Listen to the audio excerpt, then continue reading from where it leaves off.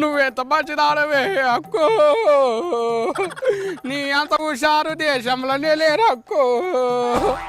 అక్కో నీకే వస్తుంది అనుకుంటున్నావా ఏడుపు?